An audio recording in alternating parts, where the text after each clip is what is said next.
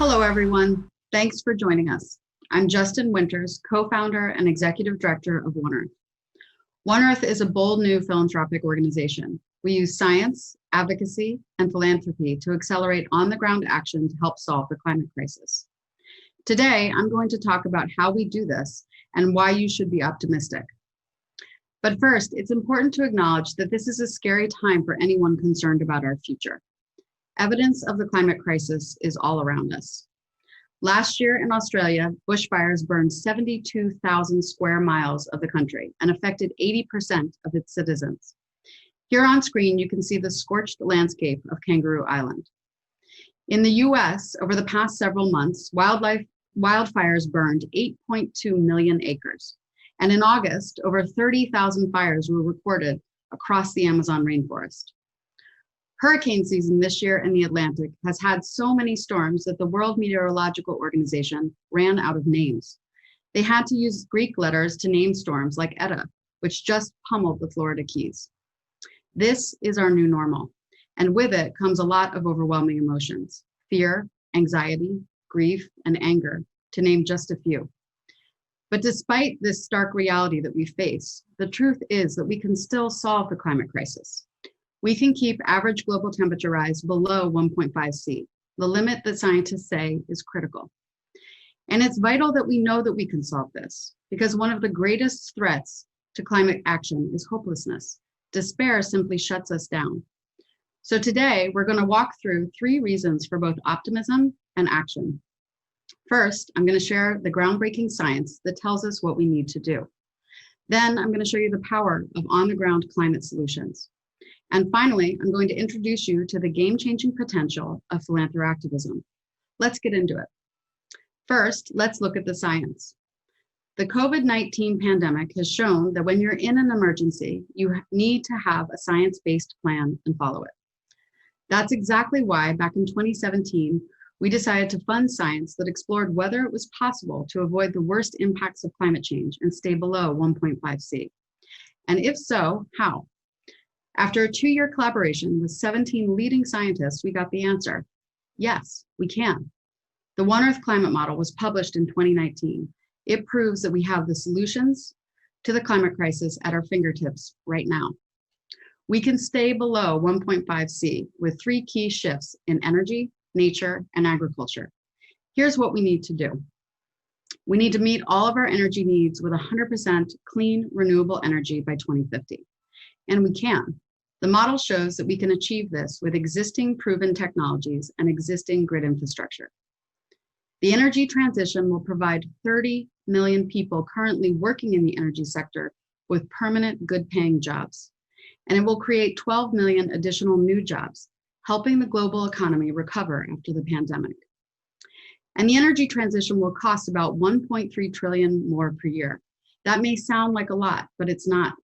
In fact, it's way less than the $4.7 trillion the governments currently give to fossil fuel subsidies every year. Second, we need to protect, connect, and restore half of the world's lands and oceans. Intact ecosystems act as a global carbon sponge. They keep our climate system from going haywire. Their existence makes the 1.5 C limit possible. Without them, we simply can't do it. About 50% of the world's land is in a natural state. We can't really afford to lose any of it. And we have to restore some of what's been lost. So we have to end deforestation and restore degraded forests, grasslands, and wetlands. But just saying protect nature isn't helpful. We need to be specific. So with leading scientists and experts, we've developed a dynamic map called the Global Safety Net. It's a blueprint of how and where ecosystems need to be protected and linked back together to create a safety net to avert the climate crisis and protect and support all of life.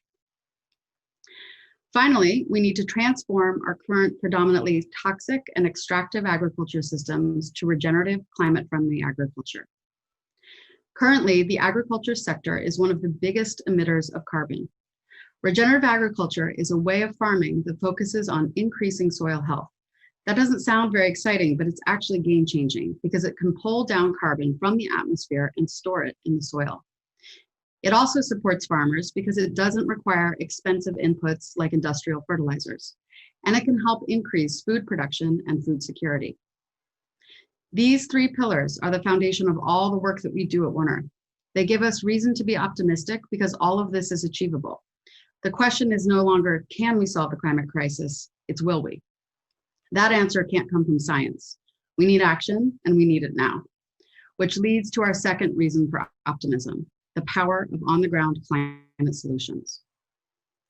We've been conditioned to think of big top-down approaches as being the answer to complex global threats like climate change. And of course, we need swift, bold action from governments, institutions, and businesses. But ultimately, climate change will be solved by action on the ground, on the land where our forests thrive, in the neighborhoods where energy is generated, and on the soil where our food is grown. That's why frontline efforts are so vital to solving the climate crisis. Their importance has been underestimated for far too long. They are the ground game in the fight against climate change, a global network of guardians, innovators, farmers, organizers, and activists. While we wait for governments and businesses to set and keep commitments, this network of changemakers are shifting their communities to renewables, protecting and defending nature, and changing how we grow our food and treat our soil. And they are passionate, driven, and effective because the places they are fighting for are the places that they call home. I could share many examples, but because our time together is short, I'm going to tell you the story of one woman and her community and the place that they call home. Remember, the science now tells us that we need to protect and restore 50% of the world's lands and oceans. That 50% goal is not evenly distributed across every continent and country. Science shows us that some places require less and some require much more. More than a third of the lands around the world that we must protect are held by indigenous peoples. In the Amazon, more than 90% of that ecosystem needs to be preserved, in part because it's the world's biggest carbon sink, storing and removing vast amounts of carbon from the atmosphere. So when we think of action for climate change, we need to think of people like Namonte Nankimo. Namonte was raised in a traditional Waorani community, an indigenous tribe from the heart of the Amazon that came into contact with the outside world just 50 years ago. Last year, the government of Ecuador tried to open Waorani territory to oil exploration. So she and her community filed a lawsuit with help from their nonprofit partners, Amazon Frontlines, and the indigenous organization, Sabo Alliance. The hearing was held far away from their territory, in a different language and within a Western legal construct that has no relationship to their own culture. And they won. Against the government and oil companies and against the odds, they won. The Waorani's victory protected 500,000 acres of Amazon rainforest and provided a legal precedent to protect an additional 7 million acres of indigenous territory from planned oil auctions. And Nemo's fight wasn't just some local dispute. Her victory matters to you at this summit right now. Even though you may have never heard of Nemo or her community, the land she has protected creates the oxygen that you breathe, drives the water systems of the planet, and regulates the climate that you depend on. Some people might think that investing in grassroots organizations and community-driven efforts like Nemo's is just charity, to patronize or help them or lift them up. But they've got it backwards. Leaders on the ground are both the last line of defense, protecting what we cannot afford to lose, and the cutting edge of progress, driving the transitions that we need. They are doing this work with limited resources, against seemingly insurmountable odds, and in many cases, risking their own lives. If we want to solve climate change and start building a just and healthy future, we have to give these groups the resources and the support to do the critical work on the ground now. It's a gap that has to be closed, and it's an opportunity that we cannot afford to miss. And we are running out of time. Philanthropy has a key role to play in scaling frontline action and solving climate change. It could be a game changer, but right now it's just a bench warmer. Currently, environment and climate efforts get less than 2% of global philanthropy. And just a fraction of those resources have been directed to on-the-ground efforts where action really counts. This has to change. That's why we are issuing a collective goal to 10x climate philanthropy over the next decade. And it's why One Earth is dedicated to mobilizing significant philanthropic capital from high net worth families, companies, and everyday citizens. It's an approach that we call philanthroactivism. Guided by science, philanthroactivism directs the resources of philanthropy to the activism of communities and organizations doing the work on the front lines of climate change. How are we going to unleash philanthroactivism and 10x climate philanthropy? We have to ask why climate philanthropy for on-the-ground action is lacking. The first reason is psychological. The problem is so overwhelming that it seems far more strategic to find big, singular, game-changing solutions through technology, markets, or policy. Smaller, disparate efforts on the ground can seem too insignificant to the scale of the challenge. The second reason is practical. If you wanted to massively scale resources for climate action on the ground, how would you identify hundreds, if not thousands, of more localized efforts? And then how would you apply them to a global strategy to solve the climate crisis? That's why we've created the One Earth Project Marketplace, to be the platform for philanthroactivism. It's a powerful new way to attract and drive new philanthropic capital to critical local solutions that are connected to a global science-backed strategy. Here's how it works. One Earth, with our network of partners and experts around the world, finds projects that contribute to the scientific pathway to stay below 1.5 C. Projects are organized by the three main pillars of climate action: energy, nature, and agriculture. And they're organized geographically, making climate action tangible and place-based. It creates one central platform that aggregates strategic local efforts around the world in the same way that a platform like Etsy creates a centralized marketplace for handcrafted goods.